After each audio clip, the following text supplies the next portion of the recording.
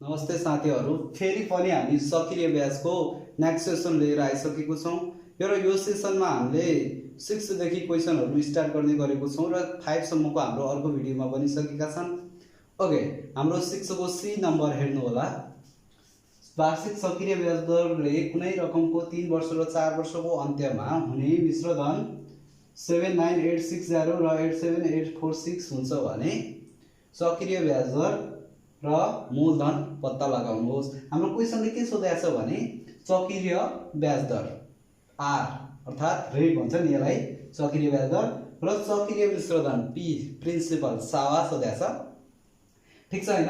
र हाम्रो वार्षिक रूपमा दिएको छ भने हामीलाई थाहा छ मिश्र धनको फर्मुला हैन, हामीहरु गरेका छौं। त्यसो भए पहिलो 3 वर्ष र 4 वर्षको अन्त्यको मिश्र धनहरु दुईटा मिश्र धन दिएको छ, एउटा 3 वर्षको एउटा 4 वर्षको लागि। ठीक छ?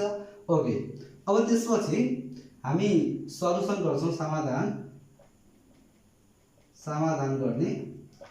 समाधान कसरी गर्ने भन्दाखेरि पहिलो 3 वर्षको लागि मिश्र धन यति दिएको छ, 4 वर्षको लागि यति दिएको छ भने हामी युज गर्छौं है त। पहिलो 3 वर्षको लागि अब जे क्वेशनमा छ त्यही गरिराखौं हामी। अनि सक्रिय मिश्र धन हाम्रो सीए बराबर कति दिएको छ 79860 दिएको छ। यो चाहिँ सक्रिय मिश्र धन यति दिएको छ। हामीलाई थाहा छ हैन, सक्रिय मिश्र धन सीए बराबर P1 + R/100 टी हुन्छ।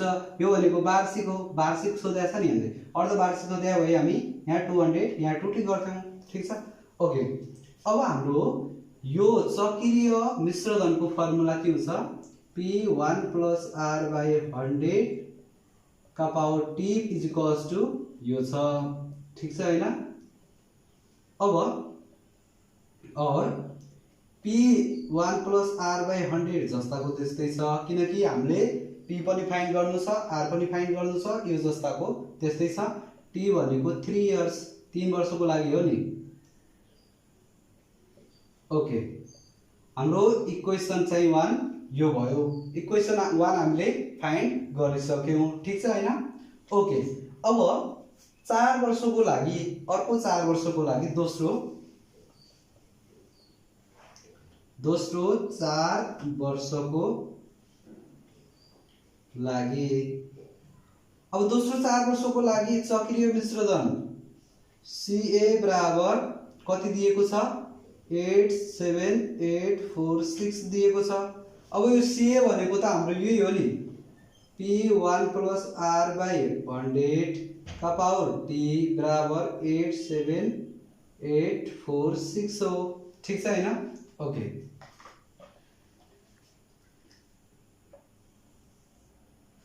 अब P1 + R/100 यो जस्ताको त्यस्तै छ। यो T भनेको हाम्रो 4 वर्ष छ बराबर 87846 दिएको छ। ठीक छ? यो इक्वेसन 2 भयो। ठीक छ हैन?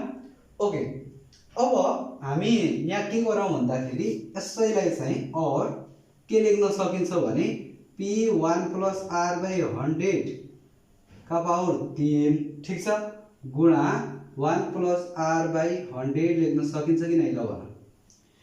किनभने आधार एउटै छ भने घाताङ्कहरु के हुन्छन् जोडिन्छन्। जस्तो x क्यू छ भने x² * x लेख्न सकिन्छ। यो भने त यही हो नि। जस्तै x5 छ भने x³ * x² गर्दा नि भइहाल्यो, किनकि आधार एउटै छ भने घाताङ्क जोडेर सेम यही आउँछ। त्यसो भएकाले यो गरे। यो बराबर हाम्रो कति छ?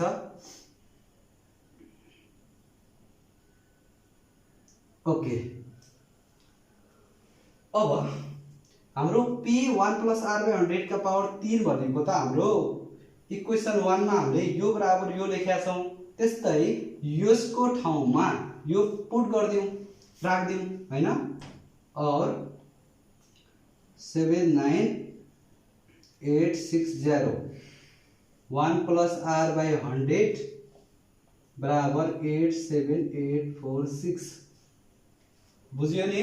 हो त हामीले यसको ठाउँमा हामीले यो राखिदिए, योलाई यसमा राखिदिए, ठीक छ। अब यो गुणामा छ, बराबरको उता जाँदा के हुन्छ भागा हुन्छ, ठीक छ हैन। ओके के हुन्छ भागा हुन्छ 1 + r/100 बराबर 87846 डिवाइडेड बाई 79860 यो आयो हैन। ओके अब 1 + r/100 ठीक छ, यो बराबर डिवाइड गर्नुस् त यसलाई, क्याल्कुलेटर छैन। ओके क्याल्कुलेटरको युज गरेर 1.1 आयो, यो कति आयो 1.1, क्याल्कुलेटर युज गर्नुस् है त। ओके अब r/100 बराबर यो प्लस छ, ठीक छ, यो के छ अगाडि प्लस, उता जाँदा के हुन्छ माइनस हुन्छ, -1 गरिदिए कति भयो, कति हुन्छ ल क्याल्कुलेटरको युज गर्नुस् त।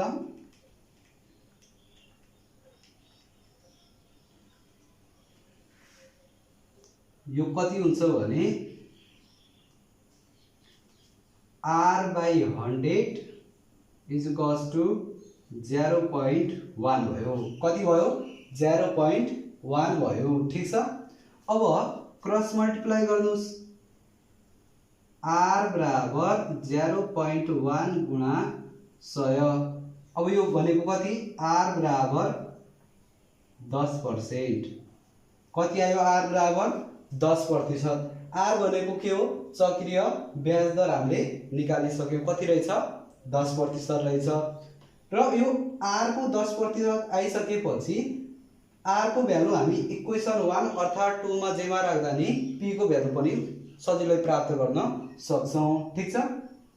ओके अब के गरौँ भन्दाखेरि putting the value of r in equation number 1, r को भ्यालु इक्वेसन 1 मा राख्दा लेख्दा भइहाल्यो, ठीक छ। ओके अर्थात यसैमा हामीले राख्दिँदा नि भइहाल्यो, यसको ठाउँमा r को ठाउँमा यो राखिदियो अनि यसलाई उता जान्छ हैन, केही फरक पर्दैन। ओके हामी इक्वेसन 1 मा राखिदिन्छौं है त, यसलाई मेट्दिए ल।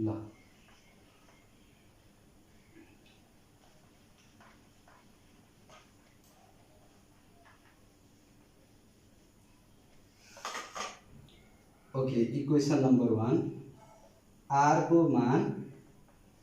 को मान समीकरण 1 मा राख्दा 1 मा के छ p1 + r/100 का पावर 3 इज इक्वल्स टू 79860 छ।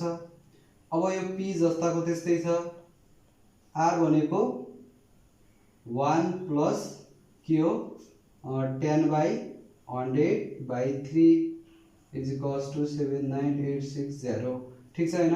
अब p यता लसर लिने हामीले हिजो अस्तिकै प्रोसेस गर्छौं, 110/100 का पावर 3 बराबर 79860 और अब डिवाइड गर्नुस्,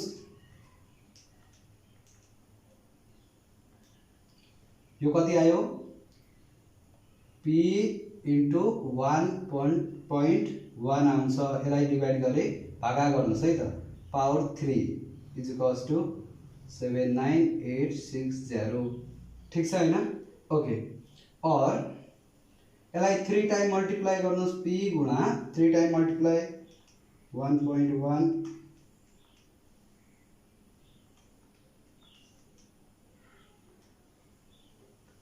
1.331 आयो इज इक्वल्स टू 79860।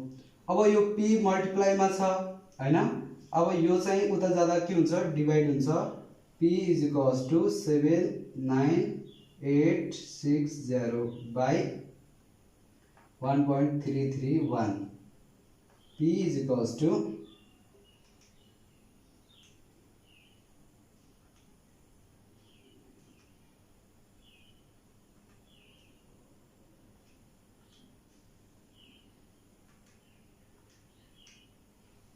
कति आयो 60,000 आयो। यो कति आयो 60,000 आएछ है त। हाम्रो कति रहेछ मूलधन 60,000 रहेछ। के गर्यौं भन्दाखेरि फेरि एकचोटी भनिदिएँ मैले, हामीले पहिलो 3 वर्षको लागि एउटा समीकरण प्राप्त गर्यौं अनि 4 वर्षको लागि अर्को समीकरण प्राप्त गर्यौं। त्यो प्राप्त गरेको जो समीकरण छ त्यसलाई हामीले अलि टुक्रो बनाएर अलि लम्ब्यायौं। त्यसलाई सल्भ गर्दा चाहिँ हामीले r को भ्यालु त्यहाँबाट प्राप्त गरिसकेका थियौं। त्यसपछि हामीले के गर्यौं भन्दै त्यो r को मान समीकरण 1 मा राख्यौं। यो समीकरणमा राखिसकेपछि हामीलाई यसरी सल्भ गर्दाखेरि चाहिँ हाम्रो यहाँसम्म पुगे। यसलाई 3 टाइम्स मल्टिप्लाई गरे। त्यसपछि यो मल्टिप्लाईमा छ भने go in opposite side, we have change this sign गरे। हामीले यो गुणालाई जाँदाखेरि भागामा गयो अनि लास्टमा p चाहिँ अर्थात मूलधन चाहिँ हामीले प्राप्त गरिसक्यौं। ठीक छ हैन। ओके, फेरि साथीहरु हामी 7a को हेर्छौं। रु 50,000 को वार्षिक 10% ब्याज दरमा 2 वर्ष 6 महिनाको चक्रीय मिश्र धन र चक्रीय ब्याज पत्ता लगाउनुहोस्। हाम्रो यो अर्धवार्षिक हो है त। अर्धवार्षिक रुममा चक्रीय मिश्र धन र चक्रीय ब्याज पत्ता लगाउनुहोस्। 7 को ए क्वेशन हेर्नु होला। र हाम्रो यहाँ दिया के छ, p दिएको छ, सावा दिएको छ, ब्याज दर दिएको छ हैन। हामीले चक्रीय मिश्र धन निकाल्ने, चक्रीय ब्याज निकाल्ने, त्यो पनि के को अर्धवार्षिक। वार्षिक भनेको छैन, यसमा कन्फ्युज नहुनु होला। अर्धवार्षिक को लागि CI चक्रीय ब्याज के हुन्छ P1 + R/100 100 हैन 200/2t - 1 हुन्छ। त्यस्तै CA बराबर के हुन्छ P1 + R/100 200t के हुन्छ माइनस हुँदैन, यति मात्र हुन्छ। ठीक छ हैन। ओके, हामीले यो फर्मुला युज गरेर हामीले यो क्वेशनलाई सल्भ गर्ने। ओके, समाधान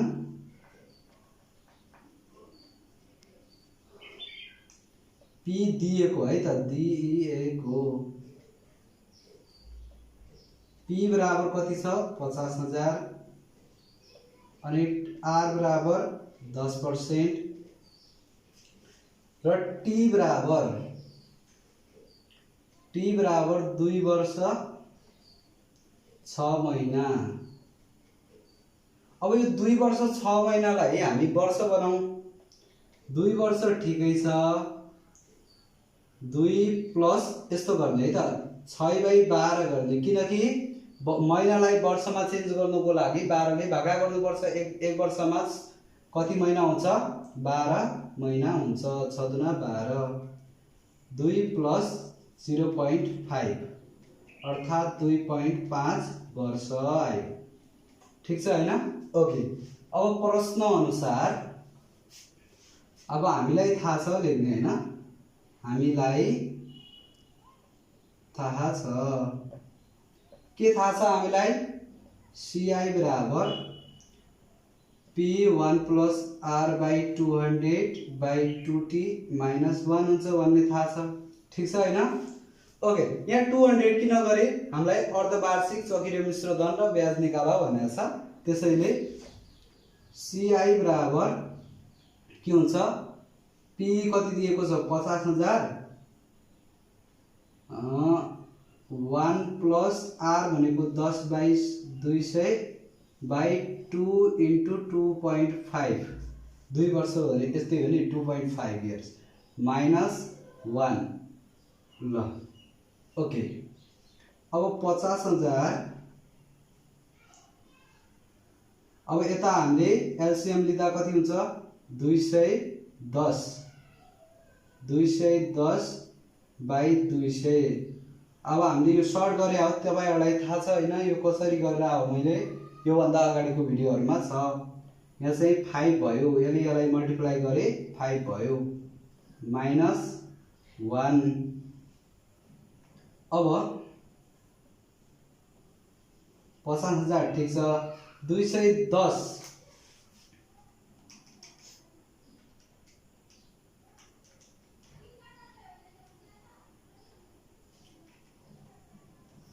यो कति भयो डिवाइड गर्दा 1 0.05 का पावर 5 माइनस 1। अब यो 5 टाइम्स मल्टिप्लाई गर्नुस् त यसलाई कति हुन्छ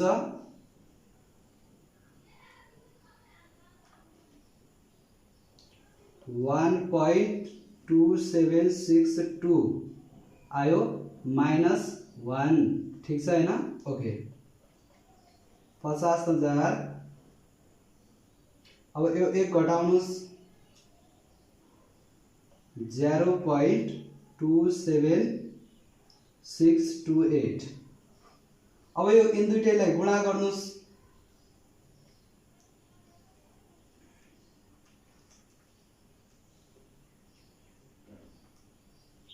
कति आयो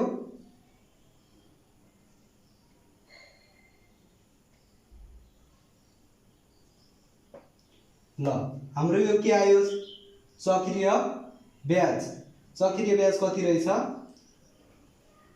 13,814.07 चाहिँ हाम्रो के आयो चक्रीय ब्याज आयो। अब हामी सिम्पल वेमा के लेख्न सक्छौं भने चक्रीय मिश्रधन भनेको के हो CA बराबर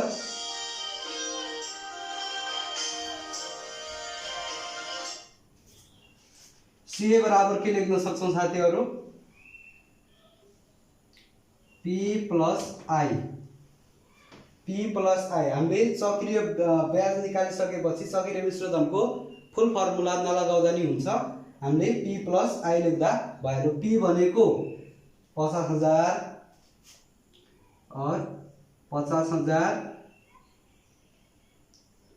प्लस I भनेको CI यो 13,814.078 अब यिनलाई जोड दिनुस् कति भयो 63,814.078 यो चाहिँ के आयो चक्रीय मिश्रधन हामीले फाइन्ड गरिसकेको छौं र हाम्रो यो 20E को सेम छ यो क्वेशनहरु मैले एक एक किन बनाइदिए भने सेम वेमा छन् यी क्वेशनहरु र हाम्रो यो 3 एक्सरसाइज 3 चाहिँ कम्प्लिट भएको छ। कस्तो लाग्यो जस्तो लाग्यो त्यस्तै कमेन्ट र